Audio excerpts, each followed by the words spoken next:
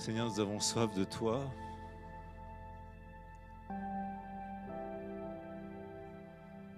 Nous avons soif de voir ta gloire davantage, soif de ton amour, soif de ta présence.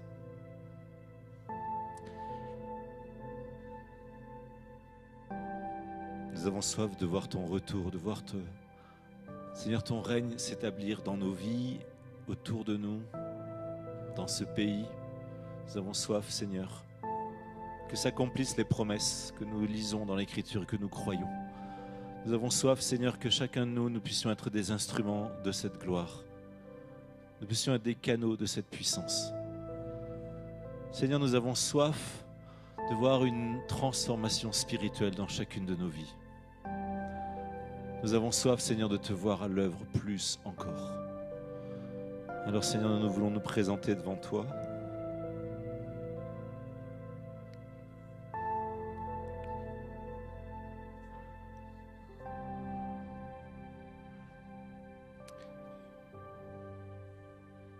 Et te demander de hâter le temps. De hâter le temps, Seigneur, où tu reviendras dans ta gloire. De hâter le temps de ton retour, le temps de ta manifestation.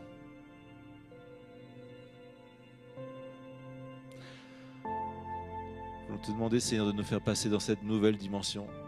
Seigneur, nous avons soif d'entrer dans une nouvelle dimension durant ce week-end. Pas plus tard, mais durant ce week-end, Seigneur. Une nouvelle puissance dans les charismes, une nouvelle puissance dans la prophétie, une nouvelle degré d'amour dans les cœurs, une nouvelle libération intérieure.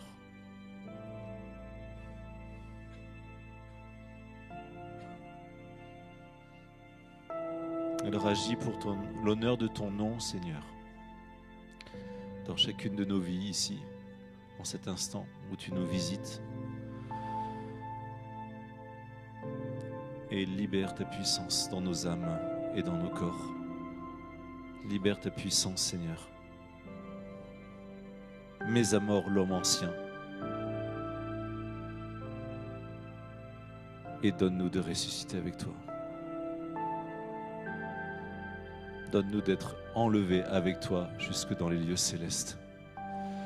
D'être assis avec toi sur ce trône de gloire à ta droite, avec l'autorité et la puissance qui est la tienne, pour régner, Seigneur, avec toi, dans nos vies et sur le monde.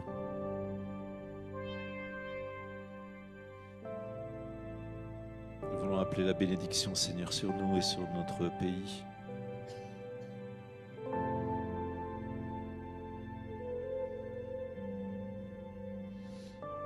Jésus.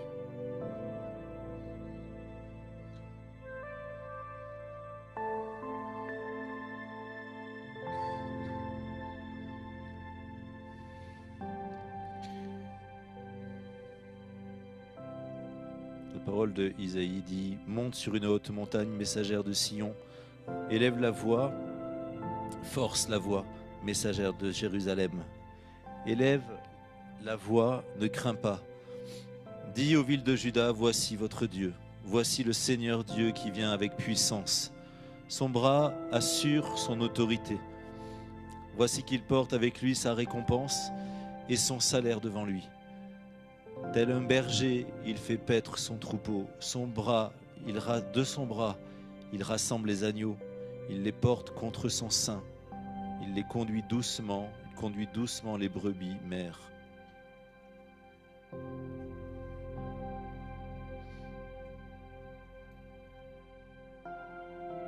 Seigneur, viens avec cette puissance, avec ce bras, avec cette autorité. Viens comme un berger qui rassemble ton troupeau, qui nous porte contre ton cœur.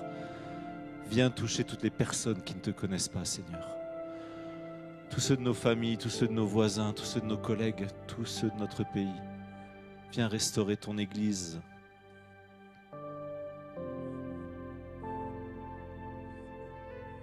Tout à l'heure, quand on voyait cette église en ruine, c'était une église ou une maison ou un château. C'était plein d'espérance et en même temps je me disais c'est mon église. C'est mon église et c'est peut-être mon cœur aussi. Ou le cœur charnel en tout cas. Mais la prophétie, c'était rebâti la maison. Et c'est ça, ce que nous devons garder, c'est que dans les temps qui viennent, il y a cette puissance de restauration, cette puissance qui arrache des ténèbres et qui transfère dans le royaume de lumière. Il y a cette puissance et qui a mis la France, ce pays chrétien qui avait, tu as très bien redit, tout le poids spirituel sur la France. Et le diable qui a tout cadenassé, qui a cadenassé les églises, qui a cadenassé dans un athéisme. Mais il vient une puissance. Et il vient la puissance de Dieu. Son bras lui soumet tout. Amen. Et vous qui êtes déjà avancés dans la prophétie, à vous qui êtes des baptisés, des prophètes, nous qui sommes des prêtres, prophètes et rois, des sacrificateurs, nous devons élever le nom de Jésus, élever le sang de Jésus, élever les paroles de Jésus, les prophéties dans lesquelles nous croyons, non pas juste pour nous, oui, pour nous, nous sommes les premiers bénéficiaires, mais pour le pays.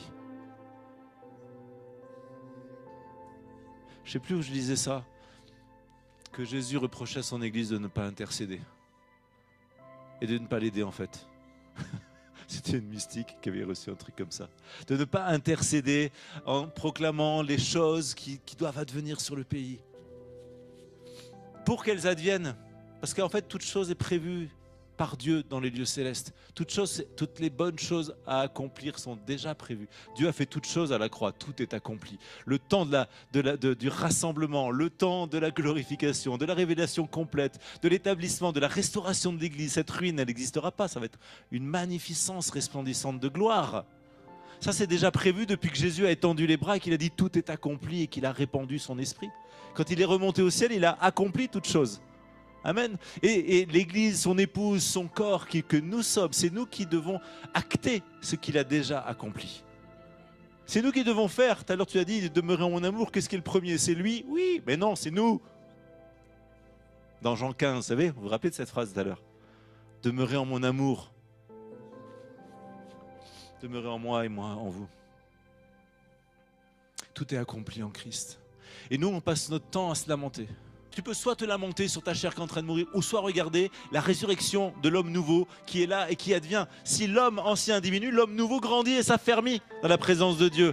Eh bien, il en est pareil pour l'Église, il en est pareil pour le monde, il en est pareil pour le temps de l'Esprit. Monte sur une haute montagne, disait le texte d'Isaïe, chapitre 40. Monte sur une haute montagne et élève la voix. Ça veut dire monte dans la présence. La montagne, c'est le lieu de la rencontre. Ça peut être le Sinaï, ça peut être la montagne de la transfiguration. C'est le lieu où il y a toujours une révélation quant à la montagne dans l'Écriture. C'est le lieu du face-à-face. Jésus montait dans la montagne et il priait des heures, la nuit entière avec son Père. Il était dans le face-à-face avec son Père. Son Père l'enseignait, mais son Père, avant de l'enseigner, c'est ce qu'il faisait. Il le prenait dans ses bras, il lui faisait un énorme câlin. Voilà. Jésus aimait les câlins. Monte sur une haute montagne.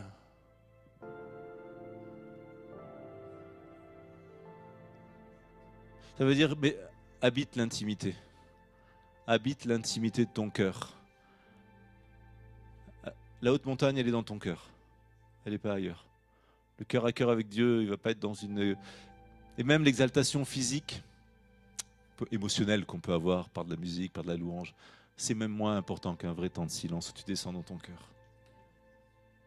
Dans un face-à-face. C'est même moins important qu'un moment de souffrance où tu es dans ton désert, comme tu as parlé du désert. Il faut traverser ce désert en disant je vais le traverser parce que Christ est avec moi et qui me tient la main. Mais tu dois quand même le traverser. Être avec Dieu. Mais vous voyez, quand vous êtes avec Dieu aussi, c'est pour entendre la voix de Dieu. Et c'est cette puissance, parce que c'est revêtu de puissance. Il y a la puissance, on pense tout de suite à la Pentecôte, nous quand on entend revêtu de la puissance de Dieu. J'ai plus envie de parler de la puissance intérieure. Parce que la première puissance dans l'Écriture, c'est la puissance de l'amour de Dieu. La toute première puissance. Ouais, c'est l'amour de Dieu. À la base de la création, c'est l'amour de Dieu. La première puissance qu'il y a même en Dieu, elle engendre, la puissance qui engendre le Fils, c'est l'amour de Dieu.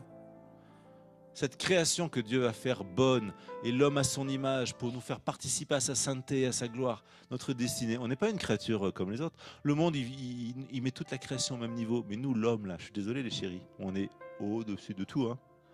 Au-dessus de toute la création. Vous voyez, cet amour de Dieu, du coup, c'est ça qui est important, parce que c'est ça qui rend heureux. Et c'est ça qui est la première puissance. On le voit dans notre vie humaine. Quand on n'est pas, puisqu'on est créé à l'image de Dieu, quand vous êtes en couple, la puissance qui vous anime, c'est une puissance d'amour. Et la plus grande des souffrances, c'est les blessures d'amour. C'est ce qui peut amener quelqu'un à se balancer, à se suicider, à n'importe quoi. Mais cette puissance d'amour de Dieu, on l'accueille dans notre cœur. Le péché a essayé de l'altérer et est capable de casser cette relation d'amour qu'on a avec Dieu. Le péché est capable de nous priver de la gloire de Dieu. Il a la puissance de priver. Mais le Christ est justement venu pour restaurer cette relation qu'on a avec Dieu. Et la première des puissances qu'on doit chercher, c'est pas la puissance charismatique. C'est pas la puissance sensible. C'est d'abord la puissance de la gloire qui fait l'unité dans notre cœur avec Dieu. Et c'est celle-là. Et c'est cette unité-là qu'on doit désirer. Le péché divise le cœur, divise la vie, et la grâce et la gloire de Dieu, elle vient unifier profondément notre être. Et ça, c'est la plus grande des puissances. Parce que tu auras beau t'exciter tout ce que tu veux, faire toutes les thérapies que tu veux. L'unité ne viendra pas du psychologique. Ce qui est spirituel est spirituel. Ce qui est psychique est psychique.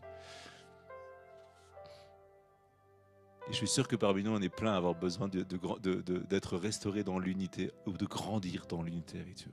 Même, je dirais, on est tous, en fait. Si on est honnête, on est tous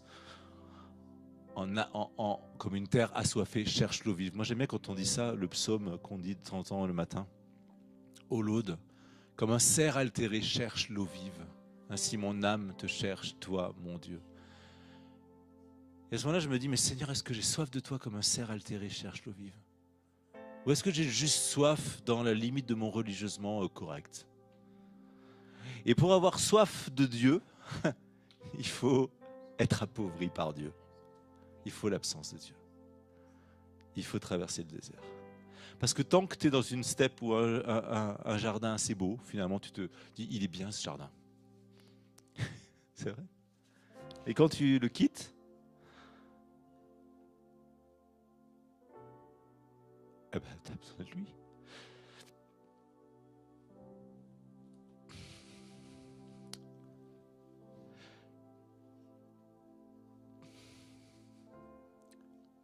Tu as besoin d'exercer ta foi. Te dire, si je traverse les ravins de la mort, je ne crains aucun mal, car tu es avec moi, ton bâton me guide et me rassure.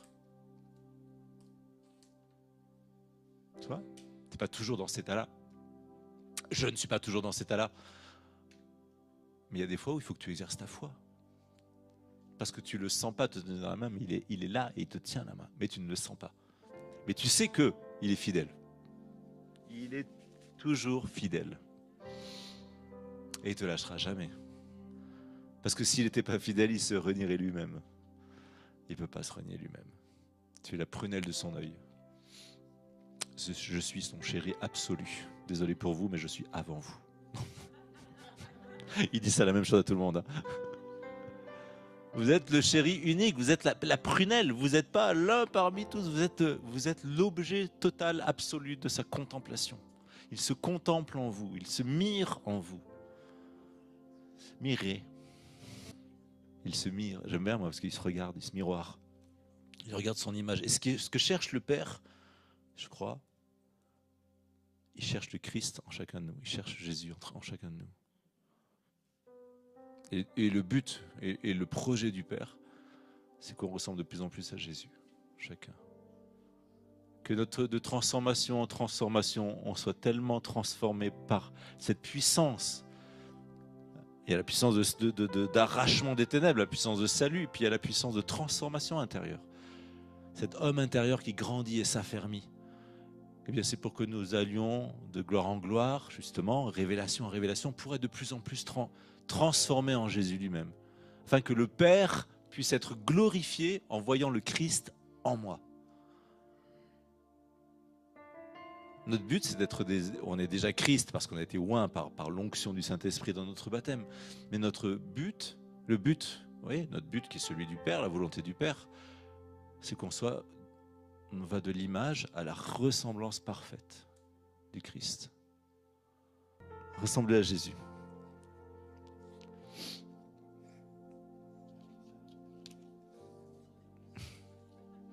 Mais ressembler d'abord à Jésus, pas physiquement, ça va. Mais ressembler à Jésus dans son cœur, c'est ça le truc. Vous imaginez avoir le cœur de Jésus? Ouais, vous allez souffrir, hein. Mais vous allez vous réjouir. Mais c'est ça aussi dans le programme. Et c'est ça le programme. C'est la gloire et la croix. C'était l'image que tu avais, c'est la couronne d'épines et la couronne de gloire en même temps. Pendant mes vacances, j'ai acheté une couronne. Enfin, je la sors de ma voiture, tout à l'heure, je l'ai amenée. Là, c'est pas une couronne d'épines, moi j'ai pris que la gloire, pour le coup. Mais une grosse couronne dorée avec des diams, enfin des pierres précieuses. Là, je me suis mis ça sur la tête, je me suis dit, waouh, je vais prêcher avec ça à Gagnères.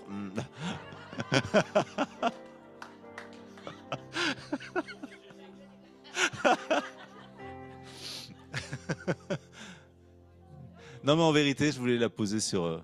En voyant ce tissu rouge, j'avais envie de le poser par là. Les couronnes de l'épiphanie, mais là, c'est une grosse couronne. Mais vous voyez, ouais, c'est ça. Être ressemblant au Christ, c'est accepter sa part de croix. Et c'est aussi déjà recevoir la part de gloire. Et dans notre vie, si on cherche un christianisme où il n'y a que la part de gloire, bah, il y a un truc qui ne va pas. Il y a un truc qui est complètement irréaliste et qui est presque, vous voyez, aucune différence avec de la méditation bouddhique ou n'importe quoi, où on cherche son bien-être. Et un christianisme où on cherche notre bien-être, c'est pas un attachement au Christ. Si tu es attaché au Christ, tu vas souffrir. Non pas que le Christ veuille que tu souffres, mais il t'unit à ce qu'il est. Il t'unit à l'enfantement du monde dans cette transformation. De la même manière qu'il a transformé le monde par sa passion, sa mort et sa résurrection. Et nous participons et comme corps de l'Église, nous poursuivons son ministère. Alors nous le poursuivons dans la gloire et c'est là où l'Église a un peu à se réveiller et devrait se prendre des coups de pied au derche. C'est qu'on devrait guérir plus de malades, plus de puissance extérieure, parce que ça fait partie. Tu ne vas pas juste souffrir parce que le Christ a souffert et tu oublies de guérir et de manifester la gloire dans le ministère qui t'est confié. Et je ne parle pas que des ministres comme nous qui prêchons, etc. Mais chaque baptisé. Un baptisé, c'est un croyant. Et tout croyant guérira les malades. C'est la promesse de Dieu. Pas parce que vous allez sentir une énergie sortir de lui comme Jésus. Non, juste parce que vous allez intercéder avec le cœur de Jésus. Et je pense que la fécondité dans le ministère charismatique ou apostolique, enfin ministère de témoignage, il vient de cet accord profond qu'on a avec le cœur de Jésus. De cette ressemblance qu'on a avec le cœur de Jésus. Donc ça veut dire prends ta part de souffrance dans le cœur de Jésus. Participe reçois ta part de gloire aussi dans le cœur de Jésus. Et donc ton ministère, tu vas pouvoir exercer les choses qui viennent de cette union. C'est une intuition. Est-ce que vous êtes prêts à ça? Si, on a le choix, je crois. On a le choix de ne pas vouloir. Vous savez, parce que les souffrances, on les traverse tous, mais on peut les fuir et pas les offrir. Et on peut les fuir, dans l'excitation, dans le loisir, dans les voyages, si tu as du fric, dans la dépense, dans des relations, dans du consumérisme personnel, sexuel, affectif, ce que tu veux. Mais assumer ta solitude. Assumer, même si vous êtes marié, il y a la solitude. Il y a une solitude ontologique. Il y a une solitude qui est faite, qui est la garantie de ton désir de Dieu, de plus de Dieu. On a tous en nous un esprit d'orphelin. Il faut le briser celui-là pour accueillir un esprit de fils et désirer être comblé de la présence, de l'amour de Dieu. Vous comprenez le truc que je passais? On a tous ça au fond de nous-mêmes. C'est sans doute la brisure du péché originel qui a créé ça. Mais la garantie, c'est qu'on peut crier vers Dieu et désirer Dieu. On peut désirer cet amour absolu que seul Dieu peut nous donner. Et on peut se planter. On peut chercher à droite à gauche dans plein de choses. Et quand Jésus dit, celui qui veut être mon disciple, qu'il renonce à lui-même, qu'il prenne sa croix et me suive. Il ne dit pas, celui qui veut être mon disciple, qu'il souffre. Parce qu'on a mal interprété la chose pendant des années, hein. On a très très mal interprété, on a fait une culture de la souffrance. Que presque quand tu étais chrétien, c'était les mecs, ils avaient des têtes de carême, il fallait souffrir. Non, et j'ai jamais dit ça. Mais non, on n'a rien à rajouter. Mais par contre, ce qui est sûr, c'était quoi que je disais là? La souffrance. Ouais, donc on a fait, et pendant tout un temps, c'était dolorisme, exactement, c'est ça. Il y avait une espèce de dolorisme. Il fallait gagner son ciel. Jésus avait, voilà, il avait souffert et nous devions souffrir. À quel moment on avait oublié d'annoncer la résurrection à cette époque-là? Et moi, j'ai grandi dans cet aspect-là au début, mais de religion catho tranquille. Et quand le renouveau charismatique m'a chopé et que j'étais baptisé dans l'Esprit Saint, avec la première confession à 16 ans, avec un gars qui était jeune prêtre qui s'appelait Pierre Aguila. J'avais 16 ans. Première confession, 2 heures. Il avait un gamin de 16 ans complètement émotif qui a pleuré toutes les larmes de son corps pendant. Mais c'était ma première vraie confession avec repentance, qui a précédé le baptême dans l'Esprit Saint que j'ai reçu après. Et ouais, c'est ça. Mais ça a changé ma vie, parce que du coup, c'est devenu une expérience forte, une puissance du Saint-Esprit qui est une puissance de résurrection. La puissance intérieure, c'est qu'il y avait la puissance d'être pardonné, lavé du péché par la repentance. Et nous, le sacrement de pardon, mais la repentance par la foi, ça donne la même chose. Et la puissance de la résurrection par les puissances de l'Esprit Saint. Et là, tu te dis, ouais, il y a une vraie expérience de mort et de résurrection. Quand le pape François, il dit que l'Église doit être baptisée dans l'Esprit Saint et qu'aucun évêque ne met en place quoi que ce soit quasiment, dans le monde entier. Il n'y a pas de programme diocésain, chaque paroisse devra mettre en place un programme de rediffusion de l'Esprit Saint pour tous les prêtres d'abord et puis pour tous les... Tu vois. Mais il dit quoi? Il dit justement, ce qu'il dit, c'est que si l'Église ne fait pas l'expérience de la résurrection, elle n'est pas vivante. Elle n'est pas vivante. C'est le Saint-Esprit qui nous rend vivants. Avant, tu peux avoir toute la religion que tu veux, tu peux avoir toute la piété que tu veux, tu peux avoir tous les codes que tu veux, l'éducation catholique, chrétienne, baptiste et évangélique, ce que tu veux. Si tu meurs pas et que tu ressuscites pas dans le Christ et que l'Esprit Saint t'anime pas, tu es toujours mort. Tout à l'heure, je réfléchissais aussi sur le mot revêtu de puissance. T'es fatigué? Ok.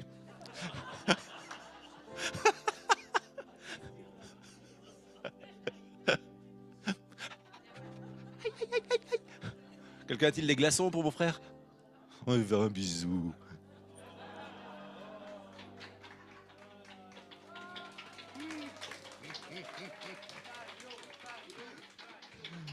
Et alors?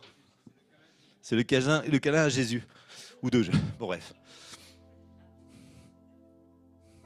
N'empêche, quand j'avais 16 ans et que j'avais un pote évangélique, j'avais trop peur de lui.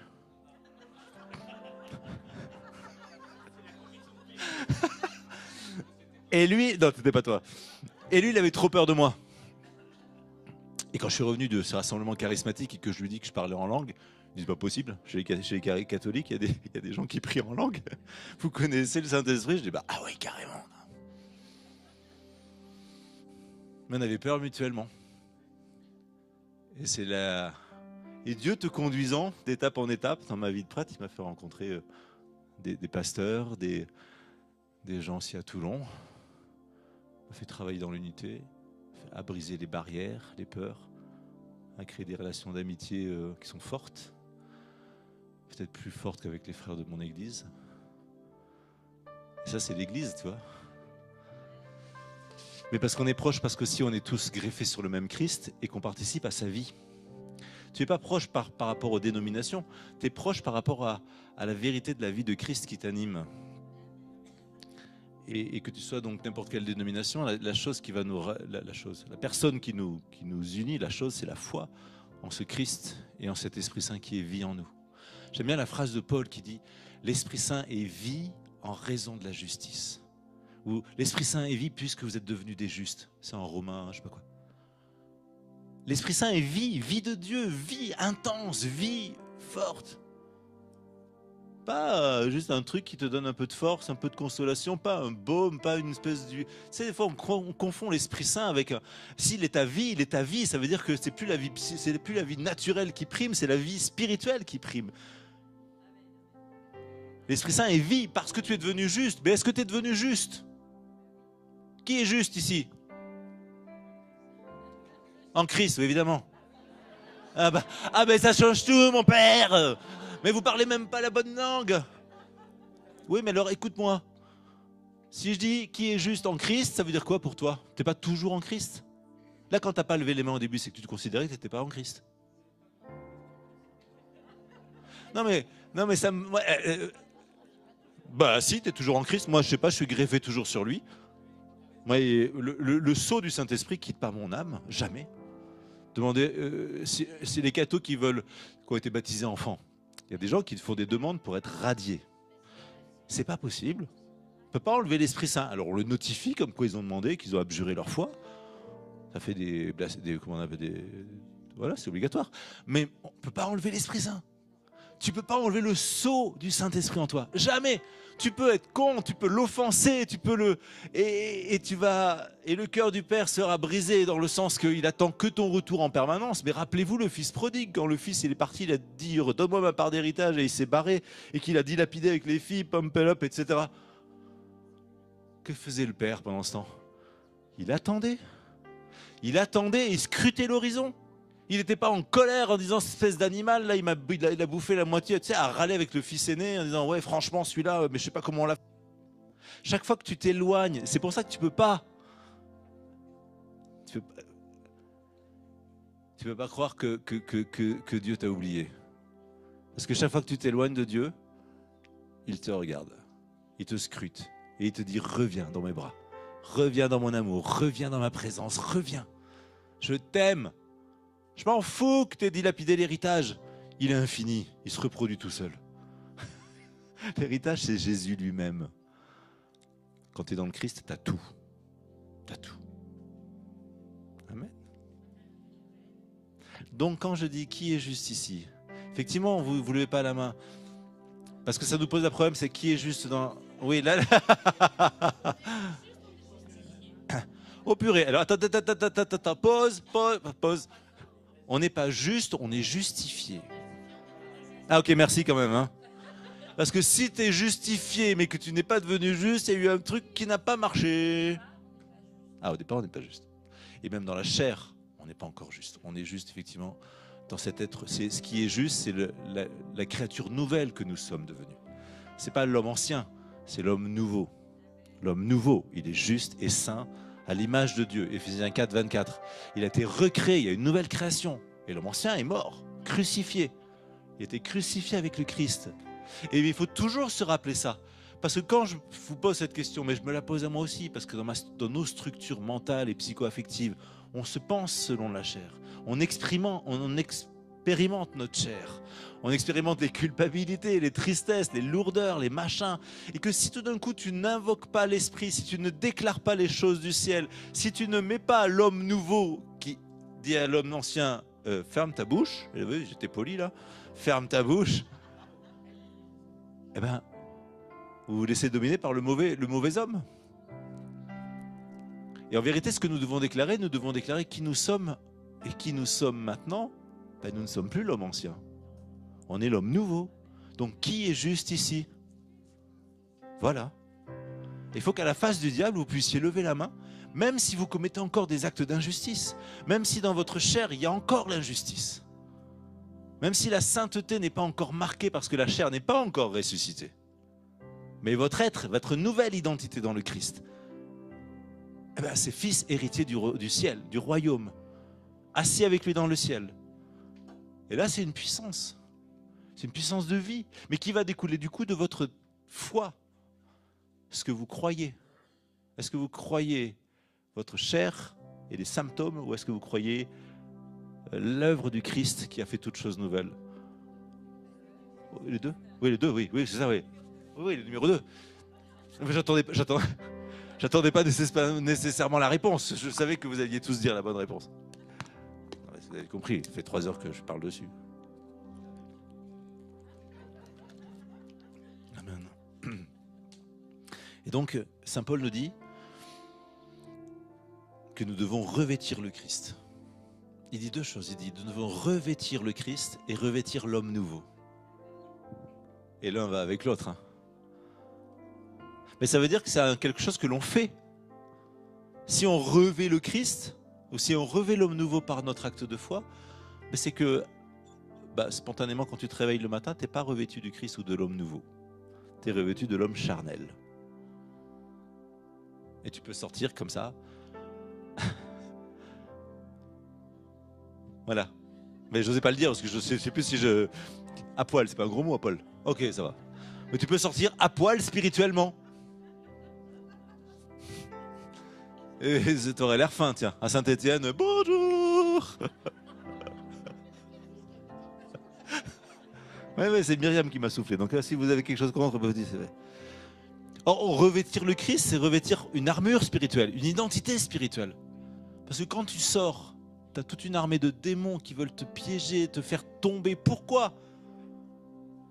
Parce que tu es un homme, tu es une femme, tu es créé à l'image de Dieu et que Satan déteste les hommes, l'homme en général, avec un grand H, hommes et femmes, il les créa. Il nous déteste parce qu'à cause de nous, il a perdu sa gloire.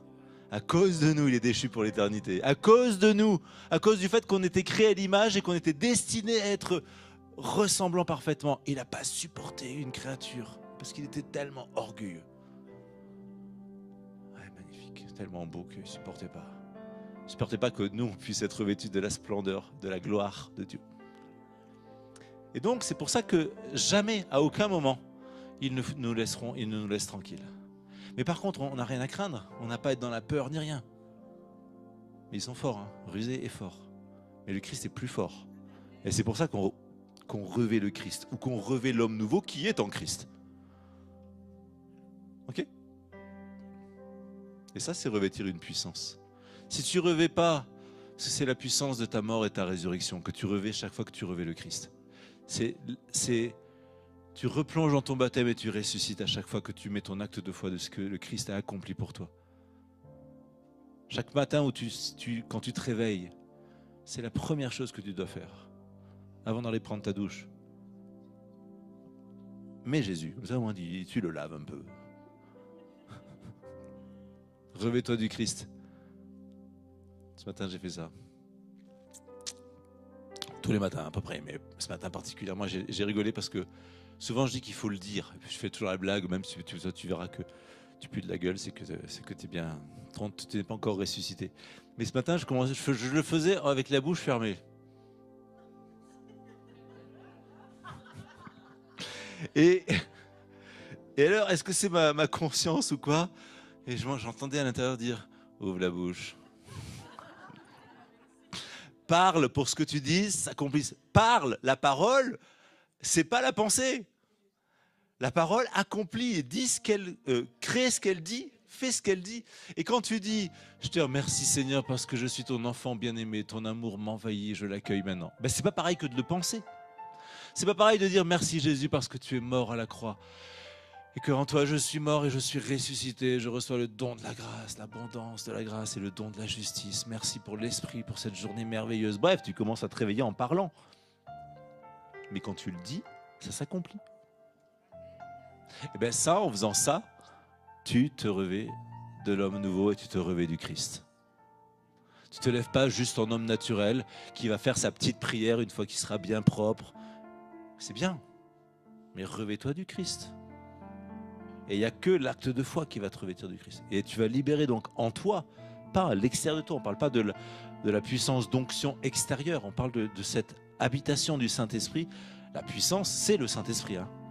Et bien, cette puissance du Saint-Esprit, chaque matin, elle doit te renouveler dans ton identité. Chaque matin, si tu es triste, si tu es faible, ça ne veut pas dire que ça va disparaître, mais ça veut dire qu'à l'intérieur de ce que tu traverses, tu dois déclarer et accueillir cette puissance. Tu dois plier un genou.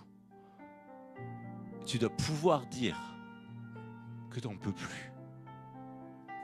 Tu dois pouvoir dire à Dieu que tu n'en peux plus. Ouais. Ça ne veut pas dire que ça va aller plus, moins, enfin voilà. Non, je ne sais pas. En tout cas, moi, quand je lui dis juste, c'est tout. Mais je sais juste qu'il est là. Et la chose qui change, c'est que tu n'es pas seul. Tu n'es pas seul dans cette solitude. Non, il est dans cette solitude.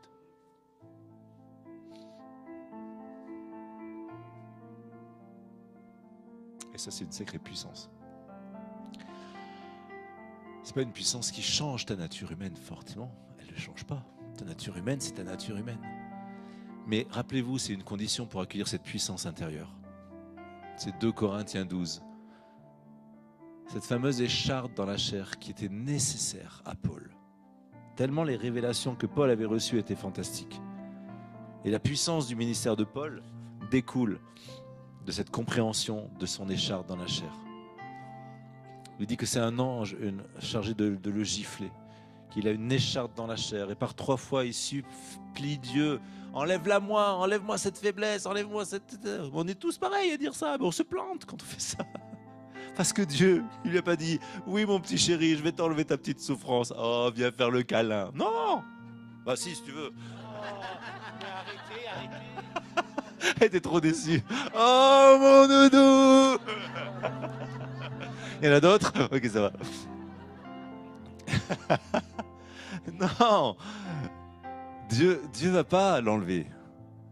On aimerait que, voilà, j'ai prié, je continue de souffrir. Moi, j'ai plein de gens qui viennent me voir et qui disent, j'ai demandé à Dieu mais j'ai toujours cette souffrance. Je dis, mais oui, mais il va pas vous l'enlever. Il va couler dedans, c'est ça? Il va couler, il va répandre son fleuve, son huile sainte.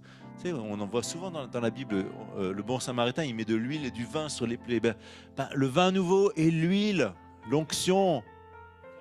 Oui, du vin. Oui, du vin, oui.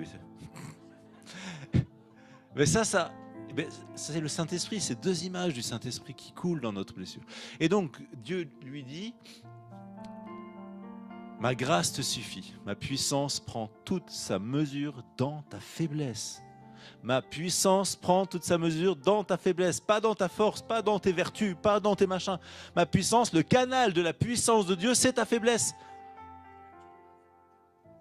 Et alors Paul dit, waouh, je vais mettre mon orgueil dans ma faiblesse. Personne dans le monde va faire ça. Personne, naturellement, ne met son orgueil dans sa faiblesse. Il n'y a que l'homme nouveau qui peut mettre son orgueil dans la faiblesse. Parce que quand je suis faible, c'est alors que je suis fort. Donc quand tu traverses la situation difficile dans laquelle tu es, la solitude, la souffrance, n'importe quoi, tu te rappelles de ça. Tu dis alors merci Seigneur, je t'offre cette situation-là et je te remercie parce que Saint-Esprit, c'est le moment de libérer ta puissance. Puissance de consolation.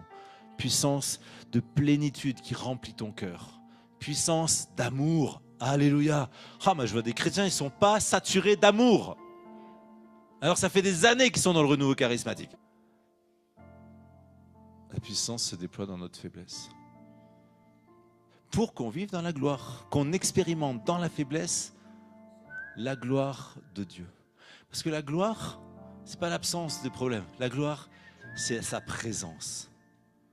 La gloire, c'est sa présence. La présence de Dieu, elle est glorieuse. Et Dieu est glorieux en lui-même. Et sa présence, et la gloire, elle crée l'unité. Je leur ai donné ma gloire pour qu'ils soient un. Moi en eux, toi en moi. Waouh!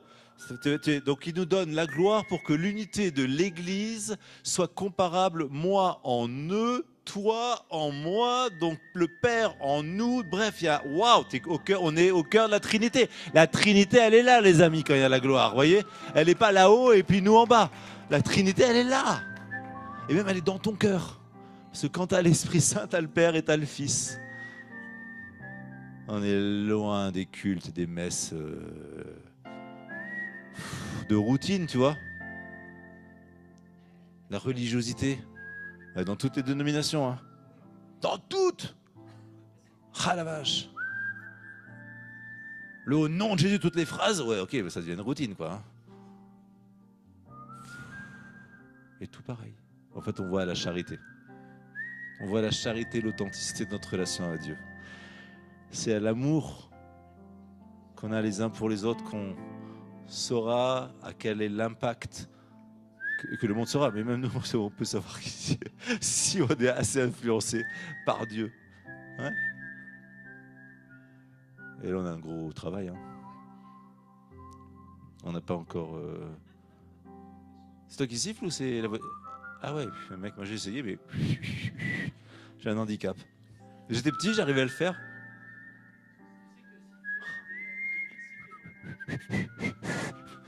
C'est honteux, hein? Les Lévites?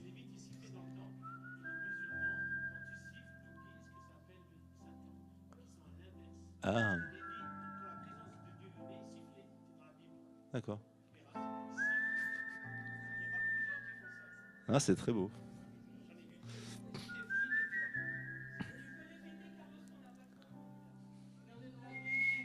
Les Lévites sifflaient quand la présence de Dieu se faisait sentir.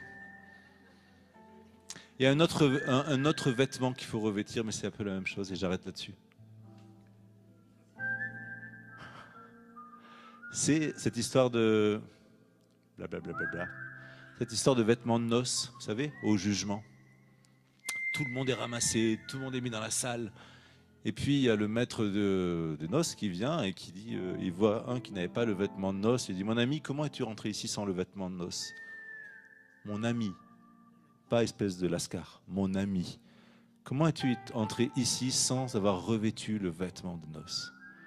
Et ce vêtement de noces, c'est le vêtement de l'agneau. C'est le vêtement être revêtu de la miséricorde. Comment tu peux rentrer dans la salle des noces si tu passes pas par la mort et la résurrection du Christ, sans être revêtu par le sang de Jésus?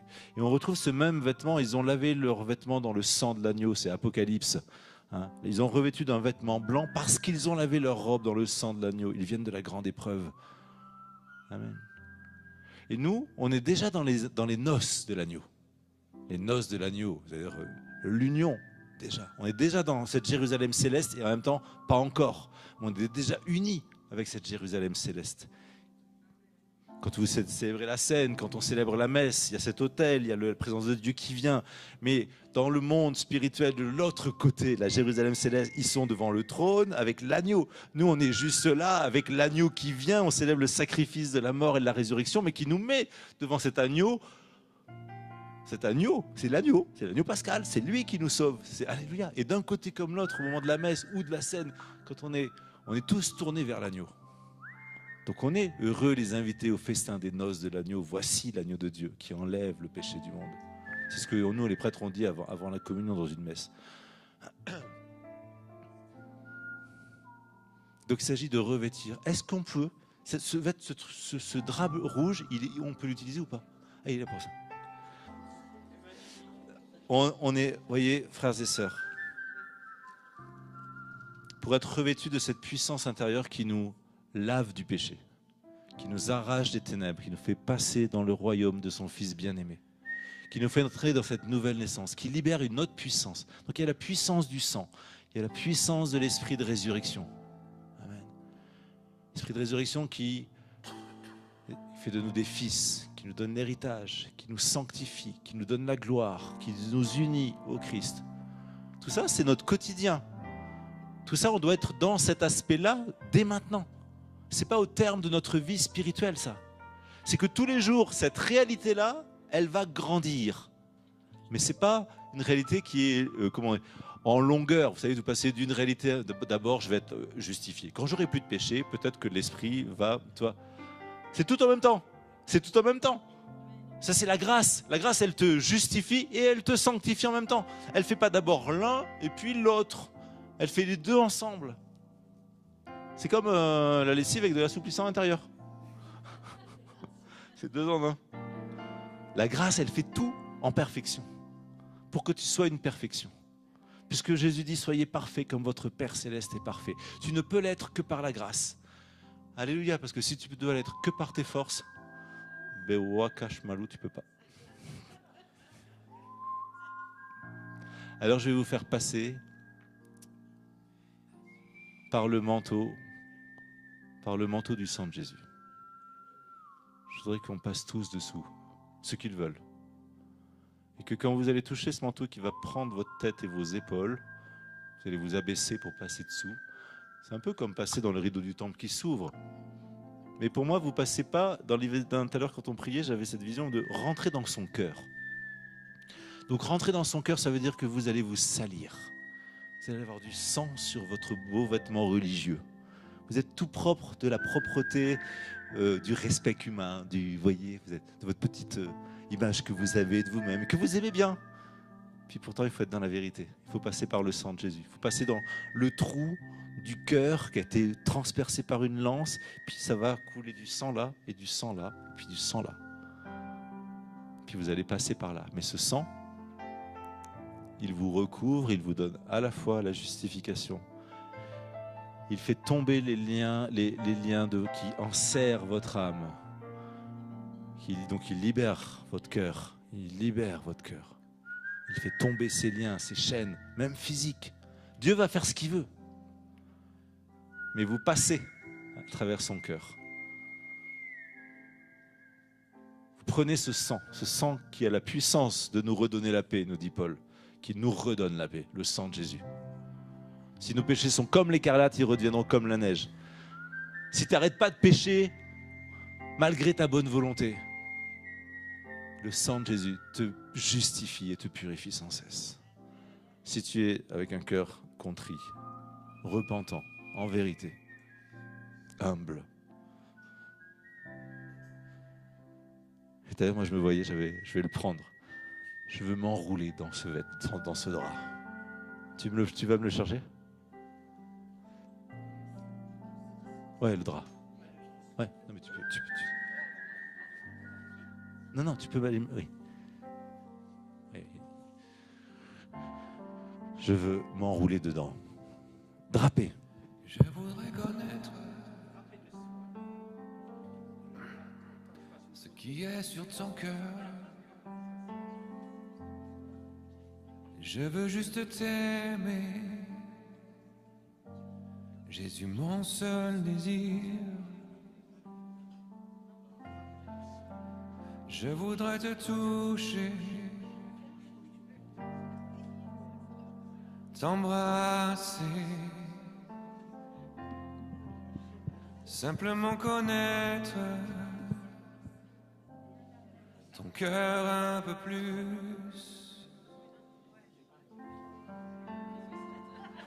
Tu es tout ce que désire mon cœur, tous mes rêves, tous mes besoins, tous mes désirs. Je ne veux que toi, tous mes rêves, tous mes besoins, tous mes désirs. Je ne veux que toi, je ne veux que toi. Je ne veux que toi, que toi. Je voudrais connaître ce qui est sur ton cœur. Je veux juste t'aimer, Jésus, mon seul désir. Je voudrais te toucher, t'embrasser, simplement connaître ton cœur un peu plus. Tu es tout ce que désire mon cœur, tous mes rêves, mes besoins, tous mes désirs. Je ne veux que toi. I just want you, I just love you. I just love you. On va vous inviter à passer dessous en vous baissant, parce que c'est par l'humilité que l'on passe dans le cœur de Jésus. I just love you. I just Voilà, vous passez juste.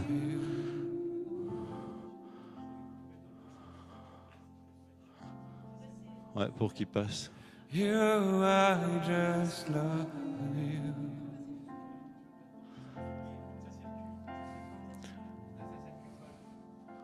Non, mais ils peuvent.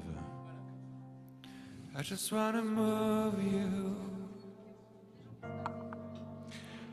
Mais voilà, mais prenez le temps quand même de, voilà, de bien prendre l'étoffe. I just wanna love you. Lord, you're my desire. I just wanna touch you. Embrace you. Non, non, il faut vraiment que le drap vous touche. I just wanna know you. Voilà, recevez le sang de Jésus sur Feel vous. what you like. Le sang de Jésus. Ouais, Everything voilà. you are. Après vous relevez et on passe au suivant. Vous allez venir par une dizaine. Voilà. Et quand vous venez vraiment déposer vos souffrances, exposez-les à Dieu, exposez votre âme à Dieu quand vous venez. Oh, I long for everything Ouais, ouais, prenez le temps. to make Que ton sang, Seigneur.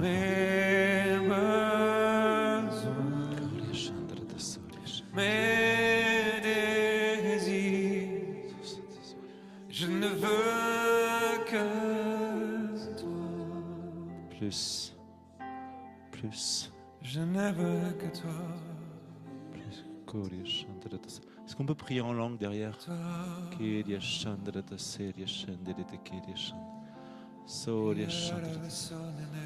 Oria tabaret kiria sandra ta sheria tabaret sende de kiria. Soria tabaret sandra ta soria sheria de kiria ta sandra ta. Ton sang précieux, ton sang qui purifie, ton sang qui justifie, Seigneur. Ton sang qui guérit, Jésus. Ton sang. Ton sang. Allez-y.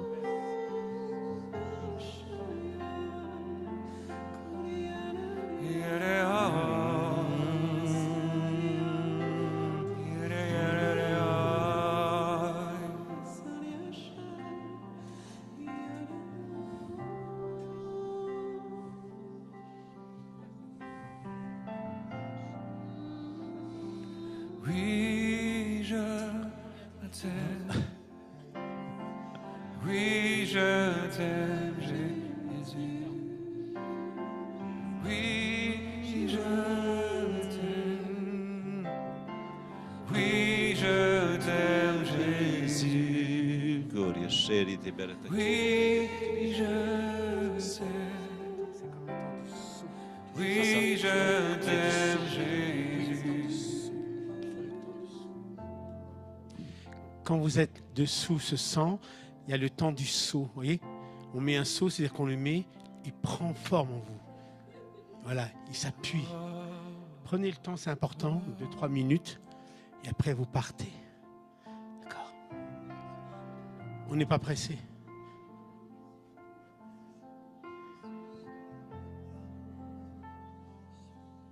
Gloria shari te berata seria sandra ta soria se. Soria te kiria sheri te kiria ta sandra ta sa. Soria sandra ta seria sandra ta sa. Kiria ta sandra ta sa.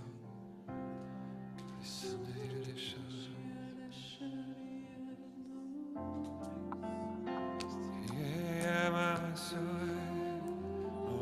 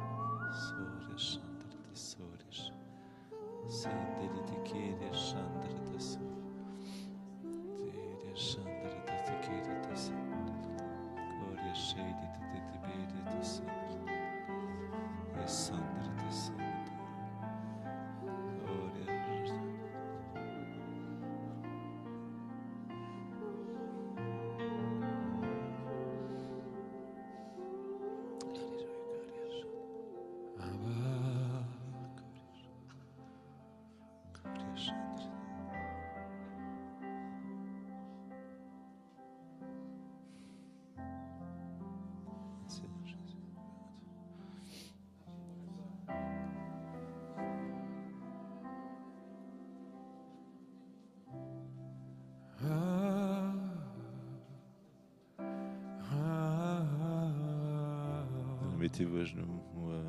On va baisser sur vous. Alléluia. Tu es plus heureux que l'endroit où je me tiens.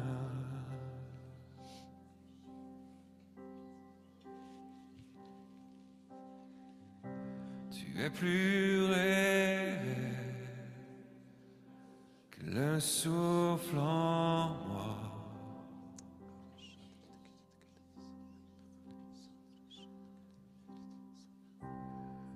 Tu me définis, en moi tu vis, tu es ma réalité.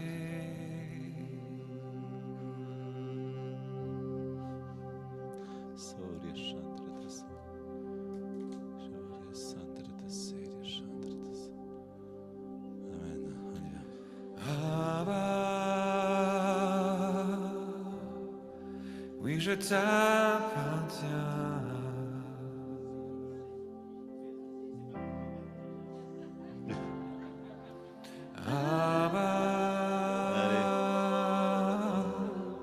Oui, je t'appartiens.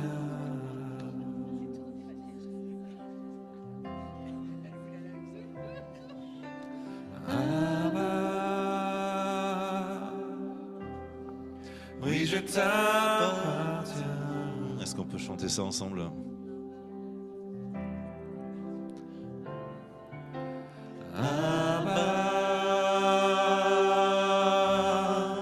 Oui, je t'appartiens. Alors restez focus sur Jésus. Vous dispersez pas. Tu es plus proche que la peau sur mes os.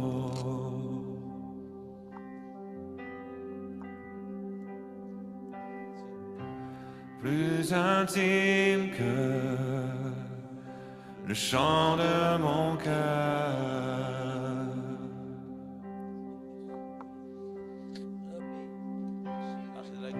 Tu me définis, en moi tu vis, tu es ma réalité.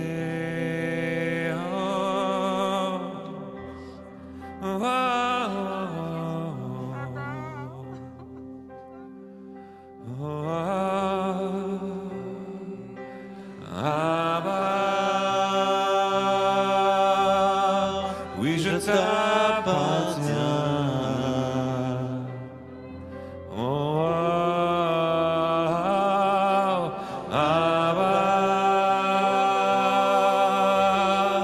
Oui, je t'appartiens.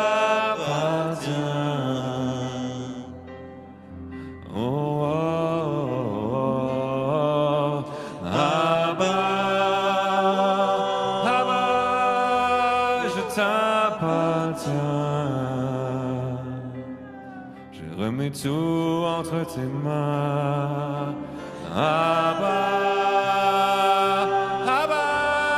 Oui, je t'appartiens. Oh, tu attendais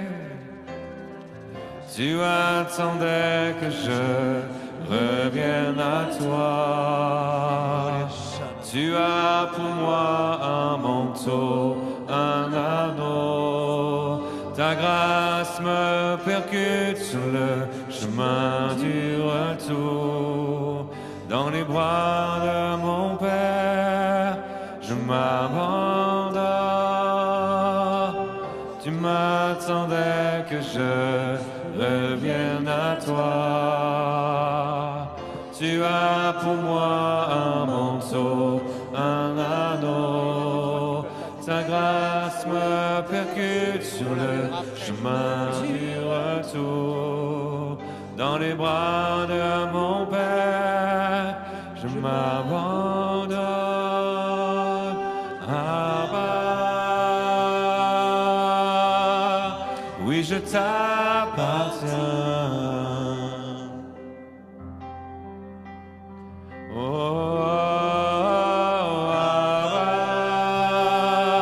Abba, je t'appartiens. Oh, Abba, oui, je t'appartiens.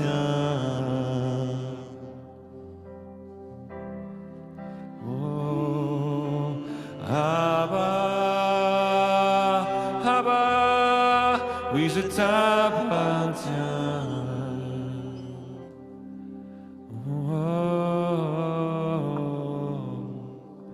Tu es plus réel que l'endroit où je me tiens.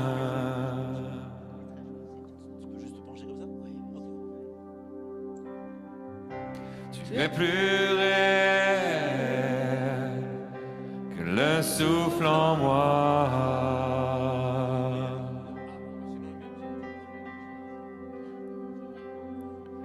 Tu me définis,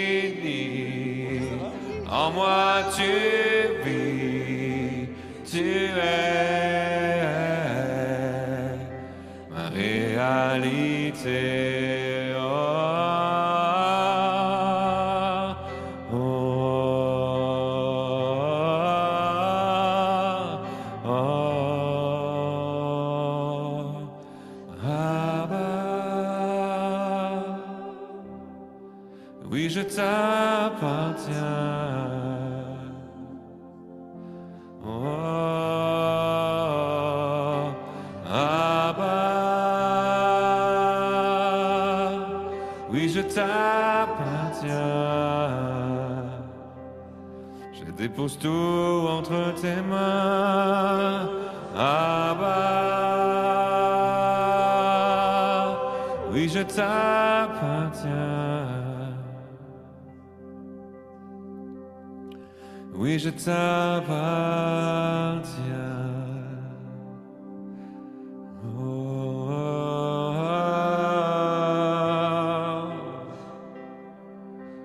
oh,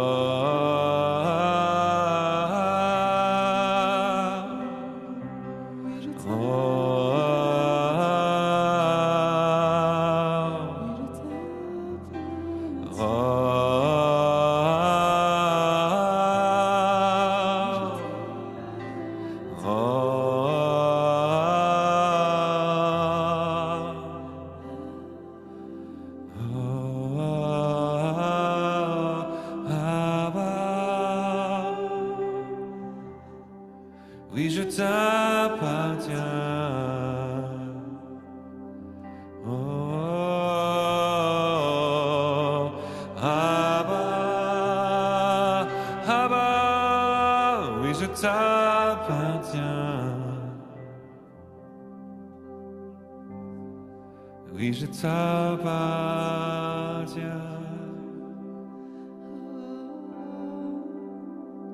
Oui, je t'appartiens.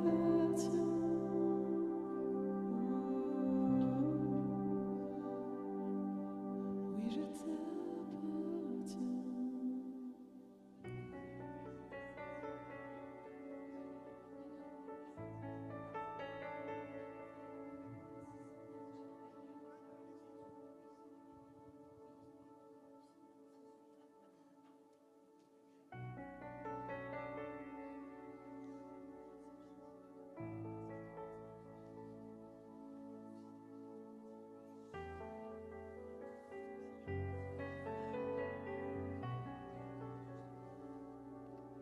avant la création de tout ce qui vit. Le Père aimait le Fils à l'infini, de toujours à toujours, quand lui engendré, objet de son amour, le bien-aimé. Glorieux Jésus, Fils éternel, lumière des lumières, perle du ciel. Merveilleux Jésus, fierté du Père, en toi fut créé tout l'univers. Là dans la mangeoire repose la vie, la lumière des nations s'est endormie. La Vierge a enfanté le trésor du ciel. Un enfant nous est né, le Fils de Dieu. Glorieux Jésus, Emmanuel, le sourire de Dieu, la joie du ciel. Merveilleux Jésus, tu t'es fait chair, par toi fut créé tout l'univers. Le silence atterré,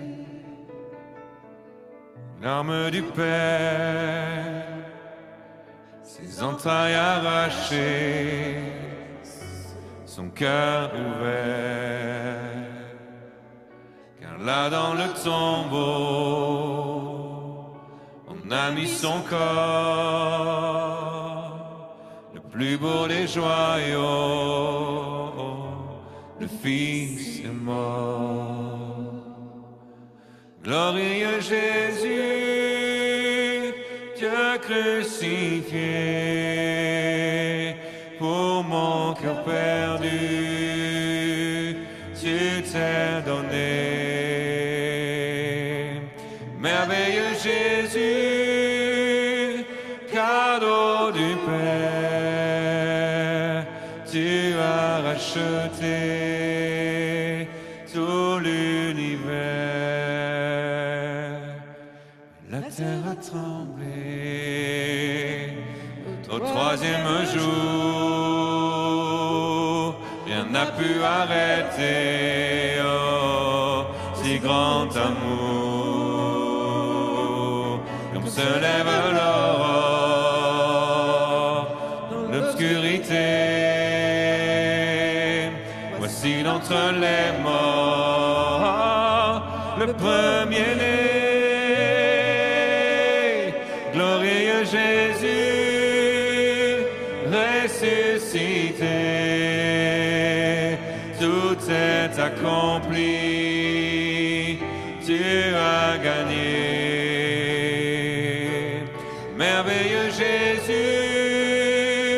fierté du Père, pour toi fut créé tout l'univers. Glorieux Jésus, ressuscité, tout est accompli, tu as gagné. Merveilleux Jésus, fierté du Père, pour toi fut créé tout l'univers.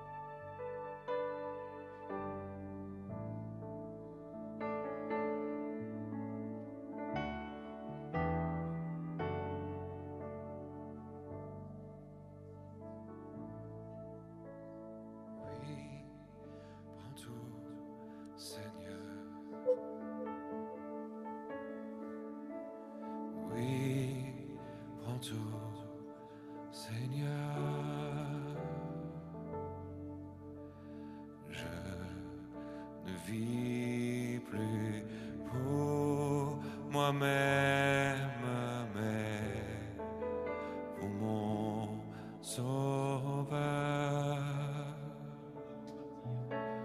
Oui, prends tout, Seigneur. Oui, prends tout, Seigneur. Je ne vis plus pour moi-même, mais pour mon Sauveur. Je ne vis plus pour moi-même, mais pour mon Sauveur. Ok, c'est important ce qu'on chante là. C'est important ce qu'on chante là parce que c'est justement ça que le Seigneur attend de nous, qu'on se dépossède de notre propre vie pour pouvoir lui donner à lui. Que ce soit plus notre vie, mais soit le Christ qui vive en nous, comme dit Paul. La vie dans la condition humaine, je la vis dans la foi au Christ qui m'a aimé et s'est livré pour moi. C'est plus moi qui vis, le moi qui veut tout gérer, qui veut tout posséder et qui finalement résiste toujours. Mais c'est Christ qui vit en moi. C'est le Christ qui vit en moi. Et donc on va terminer la soirée justement avec ces paroles qui ont disparu. Oui, prends tout, Seigneur. Prends ma vie, prends ma volonté, prends mes projets, prends mes maîtrises, prends mes peurs, mes doutes. Oui, prends tout, Seigneur. Prends les sécurités, qu'elles soient matérielles, affectives. Prends tout ce qui me fragilise pas, enfin qui empêche la fragilité qui est nécessaire pour que la grâce de Dieu m'emporte. Vous savez, j'ai toujours l'image de c'est en Ézéchiel, quand il y a le fleuve, puis il avance, il y a de l'eau jusqu'aux chevilles, puis après ici, puis après aux hanches. Et après, c'était un fleuve infranchissable. Mais après, tu n'as plus qu'à te laisser porter. Ou à chaque fois, tu peux refuser. Tu peux t'arrêter ici, tu peux t'arrêter aux genoux, tu peux t'arrêter aux hanches, c'est au niveau de la volonté. Mais après, si tu veux que ça passe au niveau du cœur, tu es obligé de te laisser emporter par le courant. Et pour moi, à un moment donné, Dieu, il te fait passer par des étapes. À un moment donné, il te demande, tu lâches ta vie, tu lâches ton ministère, tu lâches le contrôle. Et c'est ce que nous devons faire. Ok, donc on me propose de vous proposer. Ceux qui veulent s'avancer, ceux qui veulent faire un pas, une démarche dans ce sens-là, de dire Seigneur, prends tout, je veux m'abandonner, de vous avancer devant. Et on va prendre ce chant, justement. Oui, prends tout, Seigneur.